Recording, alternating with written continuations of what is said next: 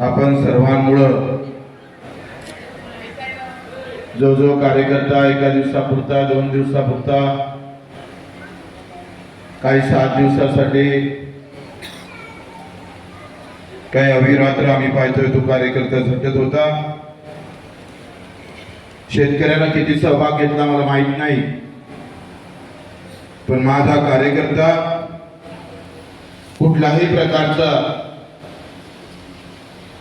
स्वार्थ न ठेवता किमान काही कार्यकर्त्याचं नाव तरी घेतलं जातं, पण असा कार्यकर्ता आहे ज्याचं नावही नाही, त्याला स्टेजवर कधी बोलावलं जात नाही, पण तो त्याच्यापेक्षा आणि आमच्यापेक्षा ताकदीनं लढत राहतं। त्या कार्यकर्त्याला पश्चिमोडचा मानाचा मुद्रा। आणि अशा शेतकऱ्यांसाठी ज्यांचा लढा पाहून, ज्यांचा संघर्ष पाहून विजय भाऊ सारखा, जावंद्या साहेबांसारखा जे नावानं कधी शेतकरी म्हणू शकत नाही, आपण त्यांना राखा आयुष्य ज्यांनी आम्ही पाहिजे या शेतकऱ्यासाठी घातलं, प्रचंड ताकदीनं आम्ही पाहतोय या शेतकऱ्यासाठी ते लढत राहिले। ते वामनराव कटपजी असाल, राजूजी शेट्टी असाल, नवलेजी असाल, माझे मोठे बंधू विजयजी कडू असाल, अनेक कार्यकर्ता शेतकऱ्यांचा तो काळ आम्ही पाहत होतोय, तेव्हा आमच्या डोक्यात बाळासाहेबांचं, ठाकरे साहेबांचं भाषण होतं। विजय दादा आमचे मोठे बंधू अर्थकारण सांगत होते, आणि तेव्हा अयोध्याच्या लढाईचं, राम मंदिराची लढाई दुसरीकडे चालू होती। आम्हाला हिरवून फिरवून ते सगळं दुःख सगळं आम्ही पाहतोय। आता तुम्ही सांगितलेलं अर्थकारण आमच्या डोक्यात बसत होत, कारण धर्म एवढा आमच्या डोक्यात जाऊन बसला होता। तर तो निघाले कुठे वेळ संधीच देत नव्हता। आपूच्या गोळीसारखं वामनरावने सांगितलं त्या पद्धतीनं चिटकला। माझ्याच गावातली विजय भाऊची सभा रद्द कशी होईल शेतकरी संघटनेचे, या मानसिकतेत आम्ही शिवसेनेत असताना होतो। ते पाप आमच्या अजून घडलं नाही म्हणून बरं झालं। शेतकऱ्याचं जीवन जगणं महत्वाचं आहे रे, त्याचे कष्ट महत्वाचे आहे रे। कित्येक वर्षापासून चालू असलेली ही लढाई अजूनही त्याच आणि तशाच मागणीसाठी पुन्हा उभी राहत आहे। कित्येक कार्यकर्ते, 100 ते 150 कार्यकर्ते गोळीबाराने मारले गेले। काँग्रेस असू दे का कोणी असू दे, आणि गोळीबार केला आणि आंदोलन करणाऱ्या शेतकऱ्यांचं रक्त सांडवलं, पण हे माणसं थांबले नाही, याचं खऱ्या अर्थानं गर्व वाटतं, अभिमान वाटतो। विजय भाऊले खासदारकी भेटू शकले असते, पण तत्वाला कधीही आम्ही पाहतोय त्यांनी सोडलं नाही।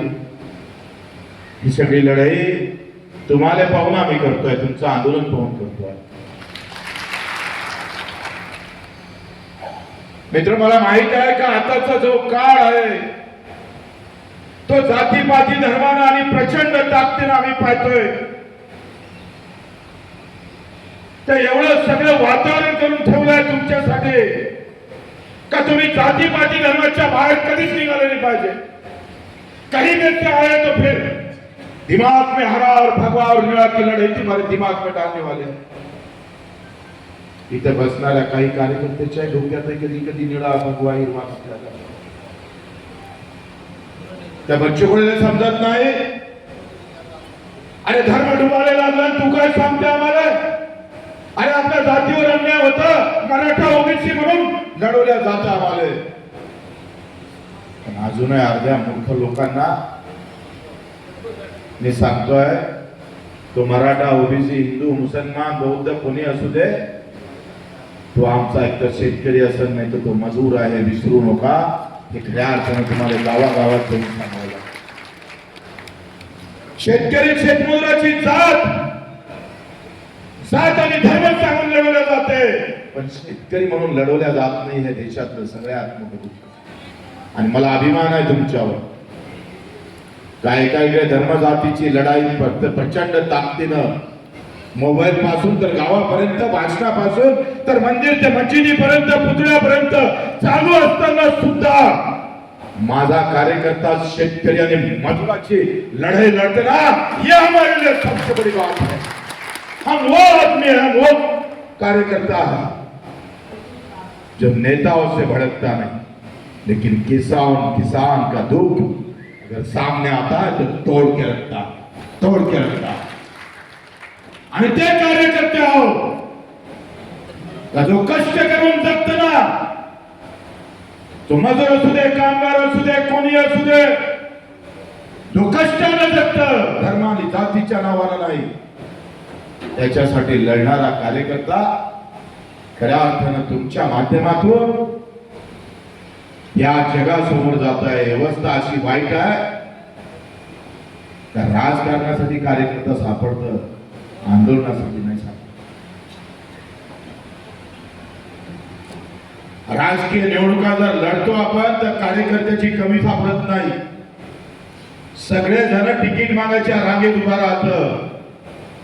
देशामध्ये अवस्था अशी आहे का आंदोलन करणारा कार्यकर्ता मुळासकट संपून टाकायचा. आणि अशा वातावरणामध्ये मित्र, तुम्ही जे आंदोलनाची मशाल पेटवत ठेवली आहे, तुमचं मानाव तेवढे उपकार कमी नाही आहे. कधी काही आम्ही राबवलं असं बोललो असं.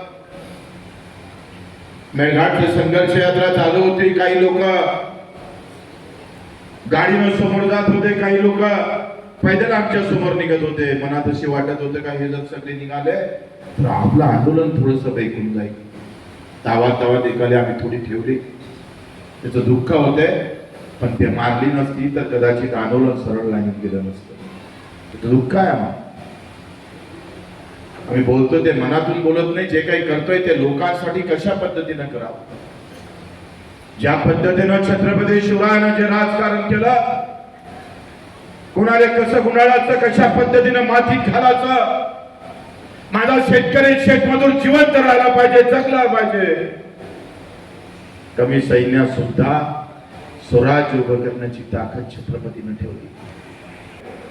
शेतपर्यंत विचारायला तयार होत नाही तोपर्यंत लढाई मोठी होऊ शकत नाही. कितने लोग आएंगे उससे ज्यादा किन विचारों से लोग जमा होंगे, यह महत्वपूर्ण होता है.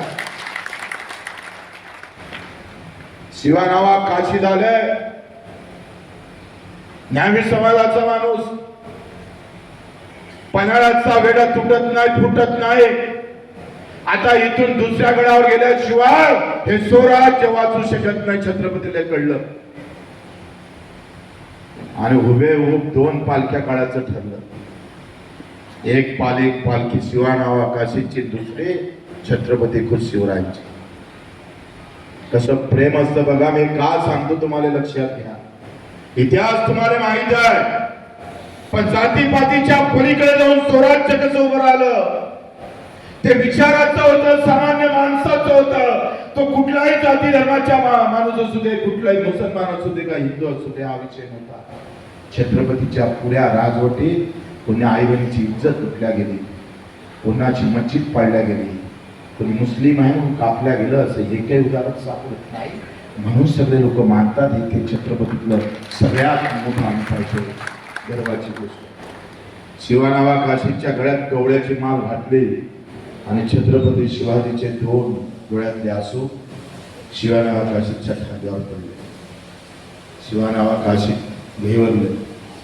महाराज 7 जन्माचं पारण भेटलं. खुद राजा माझ्यासाठी आसू काढतंय, पाहिजे तरी काय. आयुष्यातलं सगळं भेटलं महाराज, सांगा कामगिरी काय करू.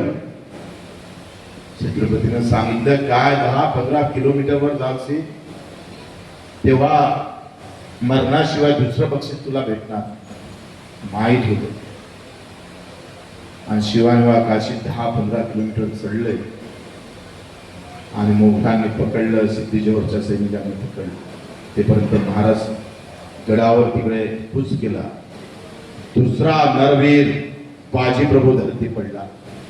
2 हात तुटल्यावरही लढत होता. दुःखाची गोष्ट काय घटनेमधलं माहित आहे? म्हणजे तिकडे शिवानोबा काशीला मी पाहतोय धरती तीर्थ पडतंय आणि इकडे बाजीप्रभू देशपांडे पडतंय. तुम्ही जात पाहणारे लोक आहे ना, त्याच्यासाठी हे उदाहरण आहे. आदिलशाहीकडून 2-3 सेनापती सोयऱ्यातले जवळचे, छत्रपतीच्या जवळचे शिवाजी महाराजले विशाळगडावर जाऊ देत नाही. कहा जात की लढाई थी. आणि इथं परजातीवाले आले तर स्वराज्यासाठी, आणि इथं आम्ही पाहतोय जातीतला नात्यातला माणूस तलवार घेऊन, आदिलशाही तलवार घेऊन अडवल्या जात. कुठलाही महापुरुष एका जाती धर्मापुरता विचार करून चालत नाही. मित्र, या महापुरुषांच्या खऱ्या अर्थानं विचारानं, त्यांच्या संघर्षानं आपल्याला पुढचं पाऊल टाकायचं. बाबासाहेब आंबेडकर काय धसका घातला असं, आयुष्य कशा पद्धतीनं पूर्ण केलं, कसं लढले असं. अहो गौऱ्या वेचून वेचून रमाईनं आम्ही पाहतोय जेवढे पैसे देता येईल तेवढे बाबासाहेबांच्या अभ्यासासाठी, शिक्षणासाठी कसं द्यावा प्रयत्न केला. शेवटच्या क्षणापर्यंत सामान्य माणूस आम्ही पाहतोय घटनेत उतरण्याचं काम बाबासाहेबांना केलं. अहिल्यादेवी होळकर असेल, गाडगे बाबा असेल, महात्मा ज्योतिबा फुले असेल, पंजाबराव देशमुख असेल, तुकडोजी महाराज असेल, या सगळ्या महापुरुषांच्या विचाराची लढाई आम्हाला लढायची. आज कार्यकर्त्याचा सत्कार करताना आनंद वाटतो. नवीन कपडे घातले मी आज आल्यावर पहिल्या रक्तदान केलं. का ज्या कार्यकर्त्याला बच्चू कडूला आतापर्यंत ताकद दिली, त्या कार्यकर्त्याचा सत्कार होता.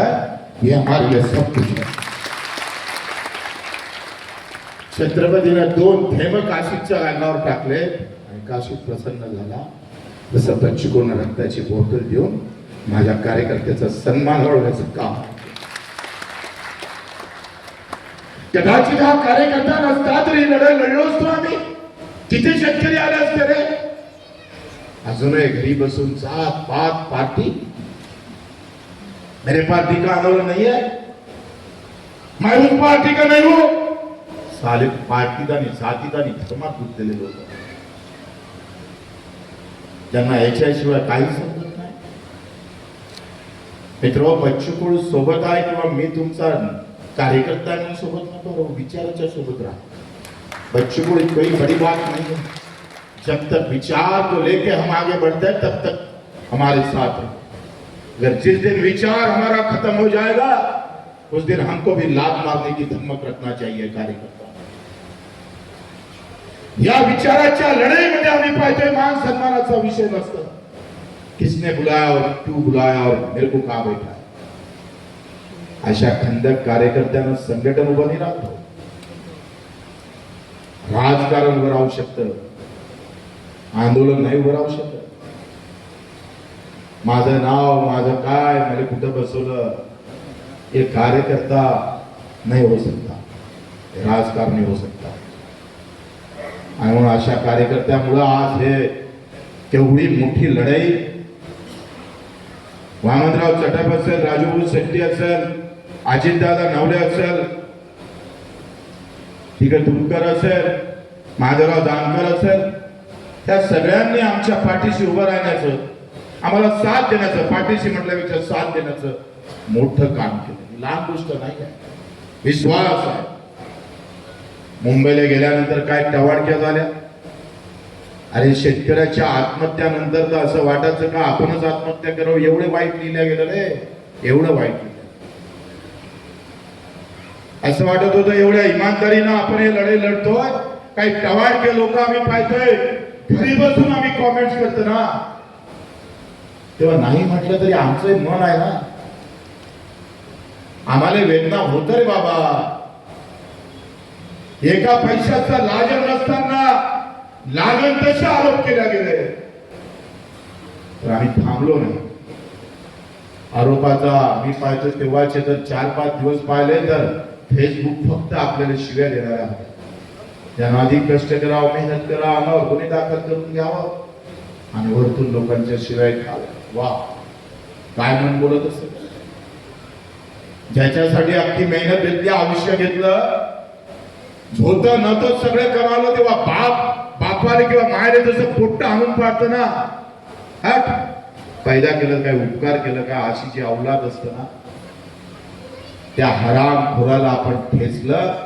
मुख्यमंत्र्यांना कर्जमाफी जाहीर केली. कर्जमाफी संघर्षाचं उत्तर भेटलेलं आहे. या सगळ्यामध्ये देवाभाऊचा आम्ही आभार मानणारच आहे, कारण तुमच्याबद्दल आम्ही बरंच काही बोललो, वाईट बोललो आम्ही. लोकांना पेटवायचं सगळ्यांना, तुम्ही केली कर्जमाफी, धन्यवाद. तर त्यापेक्षा सगळ्यात धन्यवाद देतोय ते एकनाथ शिंदे साहेबांना. त्यांनी ज्या सगळ्या गोष्टी आमच्या समोर आणल्या, सांगितल्या, कशा पद्धतीने आम्ही पाहिजे हे समोर गेलं पाहिजे, या भूमिका शेतकऱ्यासाठी निभवल्या. हे कर्जमाफीमध्ये 25 से 20 हजार कोटी माफ होणार आहे. कोणीच आमदार नहीं, विजय भाऊ नहीं, वामनराव नहीं, जो चुन के दिए हैं सभागृह में उनसे कर्जमाफी हुई नहीं, जिसको गिराया लोगों ने उसने कर्जमाफी की है. वाह, फिर चुन के आने से फायदा भी क्या हुआ? क्या फायदा है? अरे हमारा ना जिला परिषद सदस्य है, ना हमारा कोई विधायक है, ना कोई खासदार है, ना एमपी है, तो भी हमारा कार्यकर्ता तेरे 10 खासदार से भारी है, समझ लेना. ये वो कार्यकर्ता है कि एक तरफ चाहे कितनी भी सत्ता बड़ी हो, सीएम से पीएम तक हमने यात्रा निकाली और मोदी के गांव में जाकर उसके घर के सामने ये प्रहार के कार्यकर्ता ने ललकारा है मोदी जी को.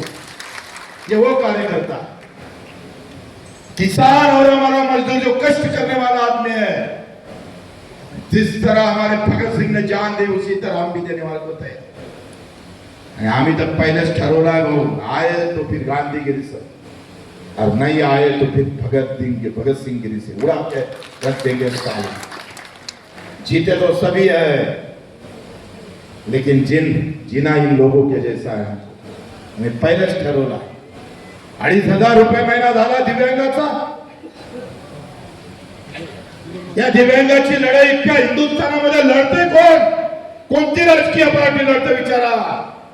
अरे तुम्ही लढले नसते, तुम्ही सोबत आले नसते तर माझ्या दिव्यांगाला 600 रुपये महिन्यापर्यंत राहावं लागलं असतं. हम चल पड़े तो क्या हुआ? हम इस तरह से चल पड़े हैं, खुद का घर नहीं, जिसका घर जला है उसको बनाने चले हैं, बनाने चले. ही लढाई आम्ही पाहतो त्या दिव्यांगासाठी. वर्षभरातल्या लढाईला तुम्ही स्वतःला भाग्यवान समजा कि अभी कोई पूजा पाठ की जरूरत नहीं है, अभी कोई बड़े मंदिर और मस्जिद में जाने की जरूरत नहीं है, क्योंकि ये जो पैर चले हैं ना, ये गरीब के घर तक चले और उसको खुशी का माहौल दिया. 2,500 रुपये पगार जास्त नाही है, पण आमच्या चल्यानं भेटला रे. तुम तो नहीं देने वाले थे. 50,000 रुपये आपण घरकुलाचे वाढवले ग्रामीण भागात. ज्या शेतकरी मजुरांना अपघात विमा लागून होता तो शेतकऱ्यालाच लागू होता, तो आता माझ्या मजुराला लागू होईल. ये कमाया. वर्षभर तसे मार फिरले असते, गोवा गेले असते, अधिक कुठे गेले असते, बायको सोबत फोटो काढल्याशिवाय भेटलं काय असतं रे तुम्हाला? काय भेटलं असतं? अब मिला है. रात्री झोपताना विचार करा, बगैर पायानं चलणारा, डोळे नसणारा दिव्यांग डोळ्यासमोर आला कि मैं इसके लिए चला हुआ, इन लोगों के लिए चला. ज्याच्या घरकुल 1.25 लाख, शहरातल्या लोकांचं घरकुल 2.5 लाख. जो भेदभाव की लड़ाई थी वो मिटाइए, वो भी मिटाइए. शेतकऱ्याला आम्ही पाहतोय अपघात विमा लागू होता, पण मजुराला नव्हता. आम्ही विधानसभेत वारंवार मांडत होतो. म्हणून मित्र लक्षात घ्या, ग्रामपंचायत कर्मचाऱ्याचा विषय असेल, या अनेक विषयाला मला वाटते आपण सर्वांनी फार मोठी साथ. हमारे मेळघाटमध्ये मंगेश देशमुख, दीपक घुमाडे होता, आपला संतोष त्याच्यासाठी 1 दिवस महाराष्ट्राला दिला जाईल आणि जेवढे शेतकरी सहभागी होईल त्यानुसार आंदोलन ठरलं. 1.5 लाख आम्ही आलो, पण शेतकऱ्याचा सहभाग. पण ऑगस्ट महिन्यात ते आहे ना, जय श्रीराम कब मिलेगा हिंदू किसान को दाम? तुम्ही लय हिंदुत्वादी आहे, तुम्हाला हिंदूचं दही पाणी आहे असलंच पाहिजे, पण पैसे दाम कधी देता साहेब हो? दाम आखिर किसान भी हिंदू है ना. आम्ही जातीवाद नहीं निर्माण करत, धर्मवाद, पण जिन्होंने ये लाया है उसको ठेच के रखना है. ऑगस्ट महिन्यात आपला कृषी मंत्री कोण आहे केंद्राचा? शिवराज चव्हाण. शिवराज चव्हाणच्या घरावर 11 ऑगस्ट महिन्यात 9 ऑगस्ट साठी तयार राहा. एमपीतच राहत 9 अगस्त उनको घेरेंगे हम, नारा तिथे फोड़ो, जय श्री राम. हिंदू किसान को कब मिलेगा दाम? बरोबर ना? तयार आहे तुझे वरचे? बिलकुल. अरे इतके असले तरी आपण सांगतोय, इतने भी रहे ना, मोदी जी देख लेना जब हम आ जाएंगे, देख लेना. ऑगस्ट महिन्यात शिवराज चव्हाण हमी भावाची लढाई सुरू करू. कर्जमाफी कर्जमुक्तीची लढाई आता थोडीचे काय ते चालू ठेवू. आप लड़ाई जो होंगी ना किसान के दाम की होंगी. मेरे मेहनत खून पसीने से मैंने जो फसल ली है ना, उसके एक एक खून का हिसाब लेंगे. याद रखना, अभी तक तो हम खाली बड़े पर जो अनुभव हमारे साथ मिला है ना 1 साल का, वो अनुभव लेकर आने वाले हैं शिवराज जी. देख लेना हम कैसा नारा फोड़ते हैं वहां. आला टाइम तर प्रभु रामचंद्राचा धनुष्य बाण घेऊन जाओ. अब उनका नाम शिवाजी है, शिवराज, और छत्रपति की तलवार भी लेके जाएंगे वहां एमपी के अंदर. सब तैयार है? अर्ध्याच लोकांना हात वर लेके आला काय वांदा तुमचा? जब भूक लागली का तुम्हाला? या हक्काची लढाई आहे, धर्मजातीची लढाई नाही आहे. हक्काची लढाई आहे, जात पात धर्म पंथ पक्षाची राजनी जे सगळ्यांची होत. पण या हक्काच्या लढाईमध्ये आपल्या सर्वांचं आम्ही स्वागत करतो, आभार मानतो. पुरस्कार कोणाला दिले?